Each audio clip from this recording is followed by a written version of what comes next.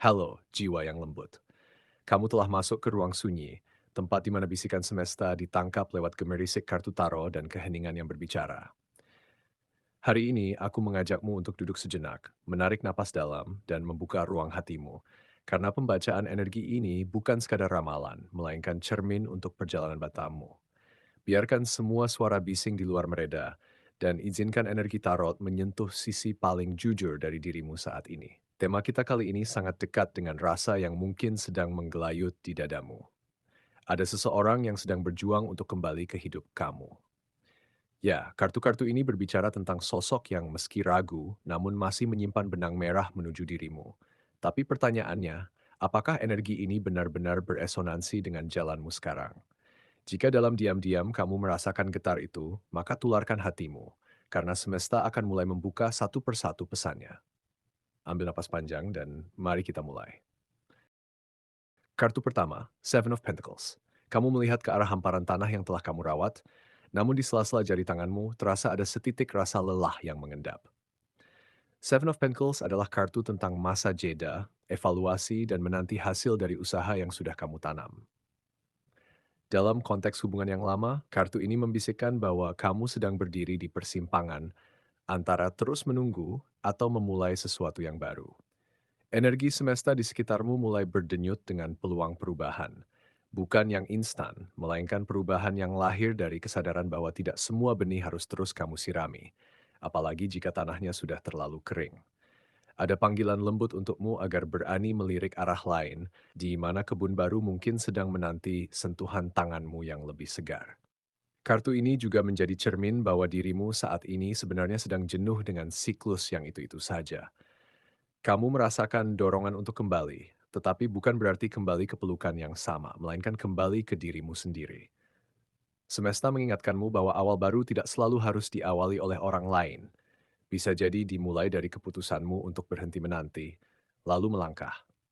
Energi semangat sedang terkumpul di dadamu, seperti tunas yang mulai menembus tanah gelap. Percayalah, transformasi terbesar adalah saat kamu berani mengatakan, "Cukup sudah aku menunggu, sekarang aku tumbuh untuk diriku." Dan dari keheningan kartu ini, kita akan melangkah pada kartu berikutnya yang membahas tentang hambatan yang selama ini membelenggu langkahmu. Kartu kedua, Three of Cups. Kartu Three of Cups sejatinya adalah kartu tentang perayaan, persahabatan, dan kebersamaan yang tulus.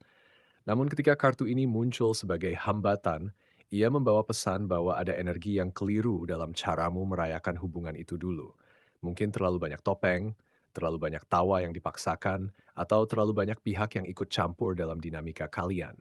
Kamu mungkin tidak menyadari, tetapi semesta ingin menunjukkan bahwa hambatan terbesar bukanlah dia atau egonya semata, melainkan kebiasaanmu untuk mengabaikan luka kecil demi menjaga kedamaian palsu. Kamu diajak untuk mengakui bahwa dalam proses kembali ada rasa takut yang tersembunyi. Takut jika kamu membuka diri lebih dulu, kamu akan kehilangan harga diri. Tapi ketahuilah, transformasi sejati dimulai saat kamu berani menurunkan tameng. Energi yang ingin dilepaskan semesta dari kartu ini adalah pola menghindari konflik dengan cara menjauh, padahal konflik itu sendiri bisa menjadi jembatan menuju pemahaman yang lebih dewasa. Kini, ada peluang besar bagimu untuk tidak lagi terperangkap dalam ilusi bahwa diam adalah bentuk kendali. Justru sebaliknya, diam yang berkepanjangan adalah belenggu.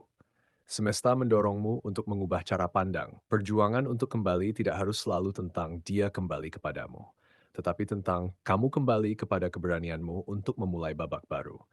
Jangan biarkan Three of Cups yang terbalik atau keliru posisinya menahanmu.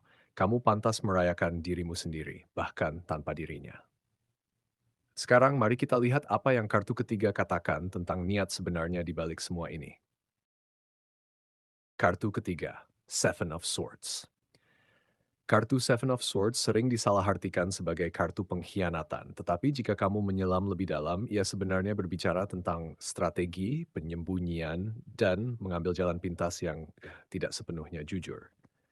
Dalam bacaan ini, kartu ini mengungkap niat sebenarnya dari pihak yang kamu tanyakan. Ia ingin tetap terhubung, tetapi dengan cara yang tidak merepotkan dirinya. Ia ingin kamu masih ada di sana, namun tanpa harus memberi komitmen yang mengikat.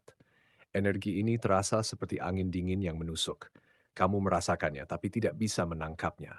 Semesta ingin kamu sadar bahwa kamu telah terlalu lama menjadi penonton dalam teater yang ia sutradarai. Namun dari kesadaran inilah justru lahir transformasimu. Saat kamu akhirnya melihat bahwa tidak semua koneksi layak untuk dipertahankan hanya karena kenangan. Peluang yang terbuka untukmu sekarang adalah melepaskan beban untuk memahami sepenuhnya niat orang lain. Kamu tidak perlu menebak-nebak atau mendam harapan pada sesuatu yang setengah hati.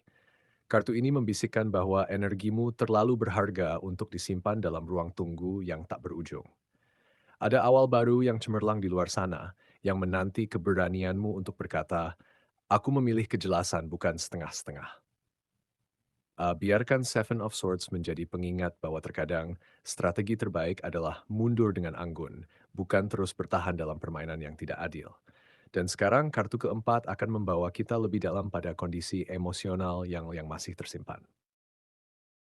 Kartu keempat, Knight of Pentacles. Kartu Knight of Pentacles adalah sosok penunggang kuda yang lambat, tetapi tidak pernah benar-benar berhenti.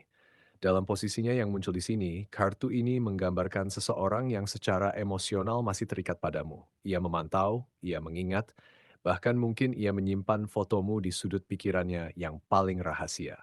Namun ada yang menarik. Kudanya tidak berlari kencang, melainkan berjalan pelan, bahkan cenderung berputar di tempat. Semesta ingin kamu mengerti bahwa perasaannya nyata, tetapi logikanya sedang membangun tembok. Ia sedang berusaha meyakinkan dirinya sendiri bahwa melangkah maju adalah pilihan yang lebih bijak. Namun, kakinya masih terasa berat. Kamu tidak perlu memaksakan pintu yang sedang ia jaga ketat. Biarkan ia menyelesaikan pertempuran batinnya sendiri. Disinilah letak kekuatanmu saat ini. Kamu tidak sedang menunggu tanpa arah. Kamu sedang dikumpulkan energinya oleh semesta untuk sebuah lompatan besar. Knight of Pentacles mengajarkan bahwa kesabaran bukan berarti pasif, tetapi aktif dalam menjaga batasanmu. Kamu berhak untuk tidak terus-menerus menjadi rumah bagi seseorang yang masih ragu-ragu. Transformasi bagimu adalah beranjak dari posisi orang yang selalu tersedia menjadi orang yang memilih dirinya dulu.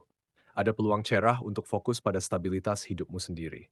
Karier, kesehatan, kebahagiaan kecil yang nyata. Jangan biarkan energimu terkuras oleh ritme lambat orang lain. Sekarang, kartu terakhir akan menutup alur ini dengan pesan tentang arah terbaik yang bisa kamu ambil.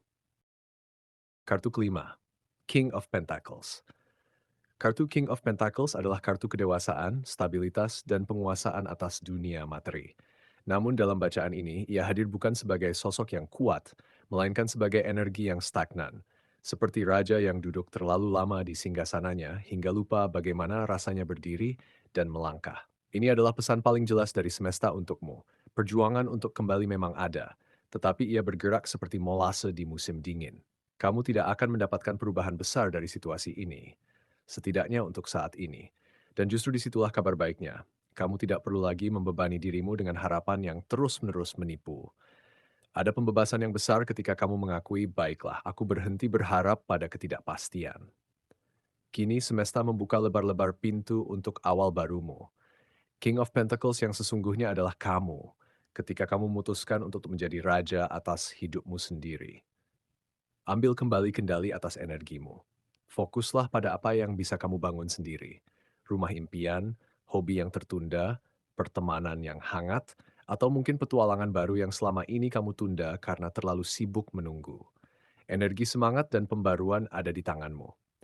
Jangan biarkan bayang-bayang masa lalu membuatmu lupa bahwa masa depan sedang merangkulmu dari depan. Kamu tidak rugi apa-apa dengan melangkah pergi dari ruang tunggu yang sepi. Sebaliknya, kamu memenangkan dirimu kembali. Dan disinilah kita berdua berlabuh sejenak. Kamu dan aku, di tepian hening setelah semesta membisikkan pesannya lewat kartu-kartu ini. Percayalah bahwa apapun yang kamu rasakan saat ini, entah itu kelegaan, haru, atau bahkan pertanyaan baru, semua adalah bagian dari jalan yang sedang kamu tempuh dengan berani. Ruang sunyi akan selalu ada untukmu saat kamu butuh merenung kembali. Jadi jangan sampai kamu ketinggalan dengan bisikan-bisikan berikutnya.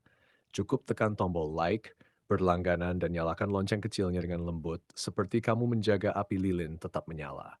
Tarik napas pelan, hembuskan semua beban, dan bawalah ketenangan ini ke dalam harimu. Sampai kita bertemu lagi di bacaan selanjutnya, jaga selalu percikan intuisi di dadamu. Damai bersamamu.